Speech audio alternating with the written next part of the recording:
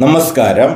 സർക്കാർ ജീവനക്കാരുടെയും അധ്യാപകരുടെയും 11ാം ശമ്പള പരിഷ്കരണ കുടിശ്ശിക 3ഉം 4ഉം ഗഡുക്കൾ ക്ലെയിം ചെയ്യുന്ന വിധം 1/7/2019 മുതൽ 28/2/2021 വരെയുള്ള 20 മാസത്തെ ശമ്പള പരിഷ്കരണ കുടിശ്ശിക 4 ഗഡുക്കളായി വിതരണം ചെയ്യുമെന്നാണ് സർക്കാർ ഉത്തരവ്. 1ഉം 2ഉം ഗഡുക്കൾ ഇതിനോടകം എൻക്യാഷ് ചെയ്തിരുന്നു. ഇനിയും 3ഉം 4ഉം ഗഡുക്കൾ എൻക്യാഷ് ചെയ്യുന്ന വിധമാണ് ഇവിടെ വിവരിക്കുന്നത്. 1ഉം 2ഉം ഗഡുക്കൾ ക്ലെയിം ചെയ്തതിൻ്റെ ഭാഗമായി 11ാം ശമ്പള പരിഷ്കരണത്തിൻ്റെ കുടിശ്ശിക ബിൽ നേരത്തെ സ്പാർക്കിൽ പ്രോസസ്സ് ചെയ്തിട്ടുള്ളതാണ്. അതുകൊണ്ട് ഇനി പ്രോസസ്സ് എന്നുള്ള നടപടിക്രമം വേണ്ട. 3ഉം 4ഉം ഗഡുക്കൾ എൻക്യാഷ് ചെയ്യുന്നതിനായി സ്പാർക്കിലെ അക്കൗണ്ട്, ബിൽ ഓപ്ഷൻ, അതിലെ മേക്ക് ബിൽ എന്ന ഓപ്ഷനിലൂടെ ആദ്യ നടപടികൾ ആരംഭിക്കേണ്ടതാണ്.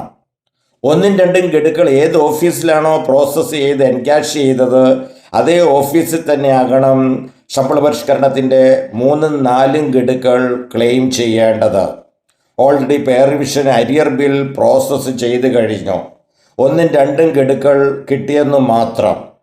ട്രാൻസ്ഫർ ആയാലും റിട്ടയർ ചെയ്താലും പേ റിവിഷൻ അരിയർ 1ഉം 2ഉം ക്ലെയിം ചെയ്ത അതേ ഓഫീസിൽ തന്നെയാണ് ഇപ്പോൾ 3ഉം 4ഉം ഗഡുക്കൾ ക്ലെയിം ചെയ്യേണ്ടത്. സർവീസിലുള്ളവർക്ക് PF-ലേക്കും PF-ൽ അംഗത്വമില്ലാത്തവർക്കും റിട്ടയർ ചെയ്തവർക്കും റിട്ടയർമെൻറ്റിൻ്റെ ഭാഗമായി PF ക്ലോസ് ചെയ്തവർക്കും അവരവരുടെ ബാങ്ക് അക്കൗണ്ടിലേക്ക് ക്രെഡിറ്റ് ചെയ്യപ്പെടുന്നതാണ്. റിട്ടയർ ചെയ്തവർ സ്പാർക്കിൽ ബാങ്ക് അക്കൗണ്ട് നമ്പർ അപ്ഡേഷൻ നടത്തിയിരിക്കണം. പേ റിവിഷൻ അരിയർ 1ഉം 2ഉം ഗഡുക്കൾ ക്ലെയിം ചെയ്തപ്പോൾ സർവീസിലുണ്ടായിരിക്കുകയും ഇപ്പോൾ സർവീസിൽ നിന്നും വിരമിക്കുകയും ചെയ്തവർ മുകളിൽ പറഞ്ഞ രീതിയിൽ തന്നെ നേരത്തെ പ്രോസസ്സ് ചെയ്ത പേ റിവിഷൻ അരിയർ ബില്ലിലൂടെ തന്നെ 3ഉം 4ഉം ഗഡുക്കൾ ക്ലെയിം ചെയ്യേണ്ടതാണ്. ഇങ്ങനെയുള്ള സാഹചര്യത്തിൽ സർവീസിലുള്ളവരുടേത് PF-ലേക്കും റിട്ടയർ ചെയ്തവരുടെ ബാങ്ക് അക്കൗണ്ടിലേക്കും ക്രെഡിറ്റ് ചെയ്യപ്പെടുന്നതാണ്. ശമ്പള പരിഷ്കരണ കുടിശ്ശികയുടെ 3ഉം 4ഉം ഗഡുക്കൾ സ്പാർക്കിലൂടെ ക്ലെയിം ചെയ്യുന്ന വിധമാണ് ഇവിടെ വിവരിക്കുന്നത്. യൂസർ നെയിം പാസ്വേഡ് ഉപയോഗിച്ച് സ്പാർക്ക് ഓപ്പൺ ചെയ്യുക. സ്പാർക്കിൽ അക്കൗണ്ട്സ് എന്നുള്ള ഓപ്ഷനിൽ ബിൽസിൽ ചെന്ന് മേക്ക് ബിൽ ഫ്രം പേറോൾ എന്നുള്ളത് സെലക്ട് ചെയ്യുക. അവിടെ ഡിപ്പാർട്ട്മെൻറ്റ് ചോദിക്കും. Department, office, DDO code, bill nature, pay revision arrear 2019 select ചെയ്യുക. Select bill. അവിടെ നേരത്തെ പ്രോസസ്സ് ചെയ്യപ്പെട്ട ബില്ലുകളുടെ ലിസ്റ്റ് നമുക്ക് കാണാനായിട്ട് സാധിക്കും. അത് സെലക്ട് ചെയ്യുക. സെലക്ട് ചെയ്ത് കഴിയുമ്പോൾ വലതുവശത്ത് employees in the selected bill and listed below the employees to be exclude from this bill may be selected if required.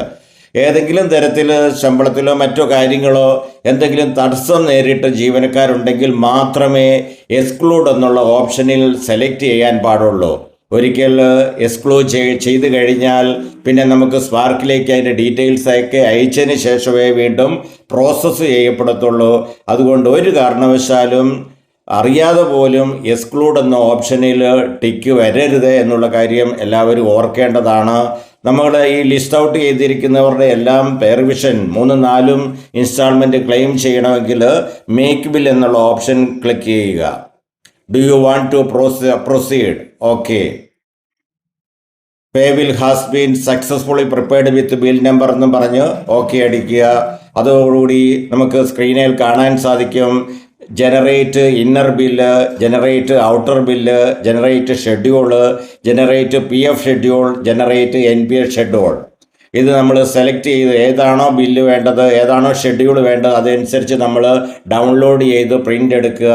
അതിനുശേഷം വേണ്ട ഡോക്യുമെൻറ്റ്സ് അപ്ലോഡ് ചെയ്ത് സബ്മിറ്റ് ചെയ്ത് നമുക്ക് 3ആം ഗഡു 1ആം ഘട്ടമായിട്ട് വാങ്ങിക്കാം. 3ആം ഗഡു എൻക്യാഷ് ചെയ്തതിന് ശേഷമാണ് 4ആം ഗഡു നമുക്ക് എൻക്യാഷ് ചെയ്യാനായിട്ട് സാധിക്കുന്നത്. Okay, thank you.